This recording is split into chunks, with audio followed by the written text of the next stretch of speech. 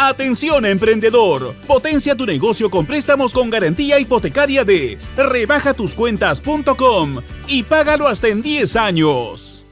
En todo se sabe qué está pasando con la economía peruana. Los datos y los indicadores parecen no mostrar señales claras, al menos, o fuertes de recuperación, y eso se traduce evidentemente en menos inversión y menos empleo. Estamos ya con Alonso Segura, exministro de Economía y Finanzas. Alonso, ¿cómo estás? Muy buenas noches. Gracias por acompañarnos. Te quería preguntar, a ver, hoy leí una entrevista muy interesante que se publicó en el diario Gestión a una directora de la calificadora Standard & Poor's, y daba un mensaje claro y que ya se sabe en el Perú hace algún tiempo. Ya no hay cuerdas separadas. Lo político afecta directamente lo económico, y ella señalaba que, oye, uno de los principales riesgos que tiene el Perú es el descrédito de sus instituciones como el gobierno y el Congreso de la República, porque eso puede generar conflictos sociales que vivimos en diciembre y enero, y ahora la preocupación de muchos gremios es si realmente va a haber conflictividad a partir del 19 de julio. ¿Cómo ves el panorama? Complicado, ¿no? Como dices, Omar, por un lado la economía está muy lenta, ¿no?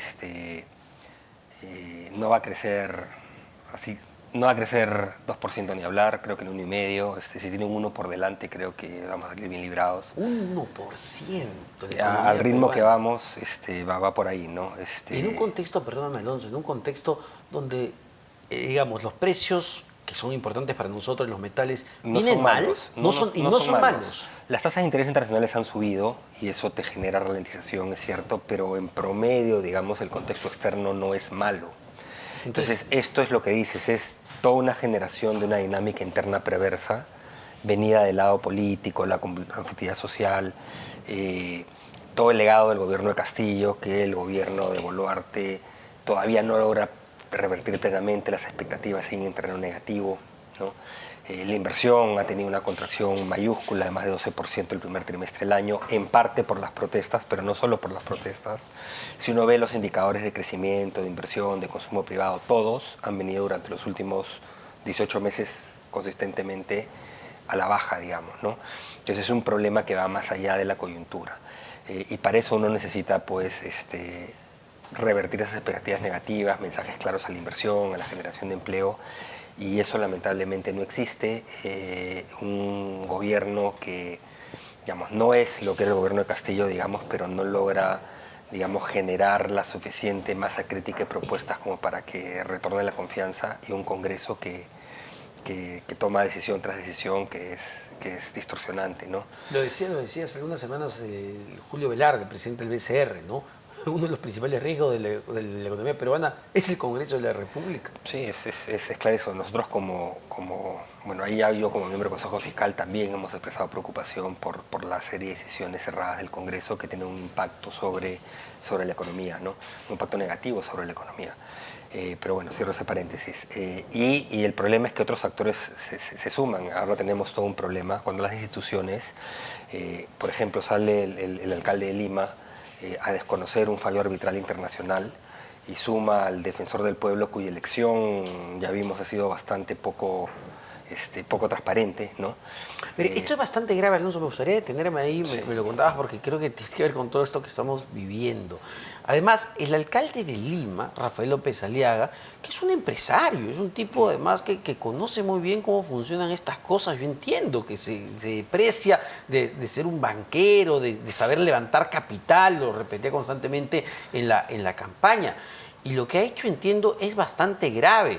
Es desconocer un contrato y además hay una decisión arbitral, que es una especie de medida cautelar, que no lo quiere reconocer. ¿Qué está sucediendo ahí? Sí, un poco para que se entienda. En esta concesión de Rutas de Lima iba más allá de quién era el concesionario, lo que fuera. Es una concesión que por una razón política el alcalde decidió, fue una promesa de campaña que quería caducarla, es decir, terminar el contrato. Hay normas dentro del contrato que dicen cuando tienes que indemnizar. La Municipalidad de Lima no va a tener los fondos para indemnizar esto, por hacer en los miles de millones de soles, ¿okay?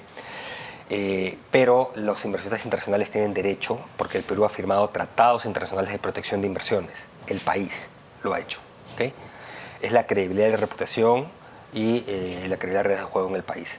Los ha firmado y están amparados. Ha ido y este Centro de Arbitraje Internacional ha dicho que no se suspenda la concesión hasta que se resuelva el fondo del asunto. Es decir, el concesionario sigue operando hasta que se resuelva el tema, ¿no? Y nosotros, digamos, como Estado, porque tenemos que respetar eso, porque como país hemos firmado tratados internacionales. Es decir, nosotros hemos dicho, nos suscribimos y vamos a respetar lo que diga ese tribunal arbitral, porque Exacto. así están en los contratos. Este es el Foro de Resolución de Controversias de las Naciones Unidas. Hay el del Banco Mundial, que es el CIADI, hay la Cámara de Comercio Francesa y otros también. Y la Municipalidad de Lima, es decir, el Estado peruano no está respetando eso. No, porque ha salido en una conferencia de prensa con el Defensor del Pueblo a decir que no, que van a tomar los peajes y que van a votar el concesionario, creo que el 29. Esto es gravísimo, porque esto implicaría una violación del Perú de tratados internacionales, ¿no? Que hemos suscrito para justamente protección de inversiones y evidentemente como mecanismo de resolución de controversias. Muchos y dirán, ojo que además esto se tira todo el marco de concesiones del Perú. Olvídate inversión, que la inversión está cayendo, a eso inversión iba. privada. Y por otro lado es foro arbitral, o sea, el foro arbitral tiene el rango constitucional del Poder Judicial. Encima amenaza con meterle demandas penales a eso iba, los porque árbitros escuché nacionales, es de locos. temprano al Defensor del Pueblo, Josué Gutiérrez, en Ampliación de Noticias, con Fernando Carballo, Mávila Huertas, y claro, él decía airosamente, ¿no?, que son contratos lesivos para el pueblo peruano, contratos corruptos, y a ver, hasta en cierta medida pues están los de Odebrecht implicados en todo esto, y uno podría pensar, oye, tiene razón, ¿por qué los peruanos vamos a tener que seguir pagando peajes, digamos, exorbitantes, caros para nosotros, esos corruptos que nos vieron la cara? Tiene al menos cierta lógica. Porque tienes que respetar instituciones. Es un contrato que para eso la justicia peruana tiene que demostrar que hubo corrupción en esos contratos y tiene que resolverlo en esta sede internacional. En esta sede internacional se determinará las responsabilidades, determinará las compensaciones que correspondan. El Perú podrá llevar su caso y decir, mira, esos son unos corruptos, ganaron un contrato así, etcétera, etcétera, etcétera. ¿De acuerdo? Pero tienes que respetar los tratados que ha firmado el Perú. Tú no puedes simplemente decir, porque no me gusta el concesionario, lo caduco, no hago caso a Corte Internacional y entro, ¿no? Entonces, por eso dije, no se trata de una concesión o un contrato o un concesionario en particular.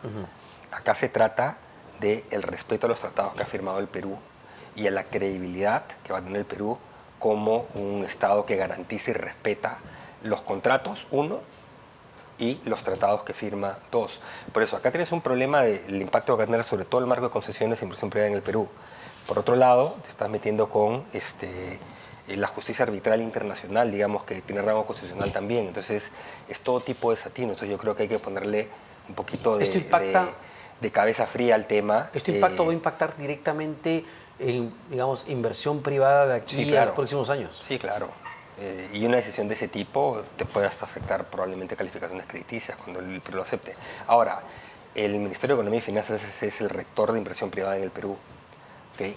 Y es además el encargado de todo lo que es la defensa del Estado ante entes internacionales. Entonces, el Ministerio de Economía y Finanzas y el Gobierno Nacional tienen que pronunciarse y tienen que salir firmes y hacer entender a la alcaldía de que no pueden actuar de esta manera y de que no cuentan además con el respaldo del Gobierno Nacional. ¿Y el Ministro de Economía no ha La salido a decir calificación nada? crediticia en la Municipalidad de Lima, que está endeudada, pues, o sea, si no hubiera una regla de excepción, la Municipalidad estaría infringiendo reglas fiscales, uno. Dos, las compensaciones que va a tener que pagar, independientemente de lo que vaya a determinar la Corte Internacional eventualmente, van a hacer que se duplique la deuda de la Municipalidad de Lima, además de otros planes de inversiones que tiene. El Ministerio de Economía tiene que usar también la palanca porque lo que asume la clasificación de riesgo que tiene el respaldo implícito del Gobierno Nacional. Tiene que decir, oye, un ratito, pero no. O juegas con las reglas o no juegas con las reglas. ¿El Ministro de Economía no ha salido a decir absolutamente nada? No sé, la verdad no he escuchado mucho, creo que no ha salido, creo que no están siendo, creo que no están dándole la importancia debida al tema. Acá estás jugándote la credibilidad del marco de inversiones en el Perú y la estabilidad de reglas de juego para inversiones. En un momento en que las inversiones están en caída libre en el país, ¿no? Y de lo que estábamos hablando hace un momento. Entonces, tienen que salir a hacer entender a la Municipalidad de Lima de que no puede ir por esa vía, ¿no? Una última pregunta. Puedo entender la frustración, puedo entender que fue una promesa de campaña, puedo entender que a nadie le gusta Odebrecht, claro, que ahora tiene una cuarta parte de la concesión, pero tienes que respetar los mecanismos internacionales de resolución de controversias a los cuales se ha comprometido el Perú. Una última pregunta muy rápida sobre otro tema.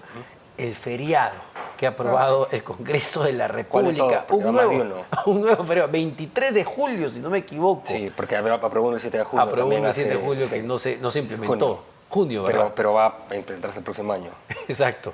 Ya, ¿eso tiene un impacto en la economía? Sí, claro. Cada feriado... a ver, lo primero que hay que entender es que los peruanos necesitan trabajar. O sea, la economía está mal y los peruanos necesitan generar ingresos. La economía como en conjunto pierde cuando hay un feriado. Podemos estimar los costos, hay estos estimados. Si son 800 millones de dólares, 600 millones de dólares, podemos estimar el costo de pérdida de producción que se produce a nivel nacional. Pero es un costo, o sea, hay una pérdida de valor de producción a nivel economía, a nivel país. Y la mayoría pierde, porque quienes ganan son los pocos que tienen algún contrato formal, que dicen, bueno, pues me quedo en mi casa y me pagan igual. O si me hacen trabajar, me pagan encima el triple. Esos sobrecostos a las empresas son brutales para poder generar continuidad. ¿Okay? En un contexto en que están la mayoría apretada, pues, ¿no? Pero la gran mayoría pierde en una economía que es mayormente informal. La gran mayoría pierde, necesita trabajar y no puede trabajar porque no hay actividades. Algunas pocas, como un poco de turismo, de entretenimiento, pueden beneficiarse, pero en neto son más los que pierden y los congresistas están ahora que aprueban feriado tras feriado. Pero es uno de los países que más feriados tiene y si le sumas vacaciones, 30 días, somos uno de los países en el mundo que más días remunerados sin trabajar tienen, cuando el país lo que necesita es trabajar. Muchísimas gracias, Alonso. Bastante claro en la realidad los impactos que genera justamente estas decisiones que parecen buenas, pero que en realidad no lo son. Alonso Segura, exministro de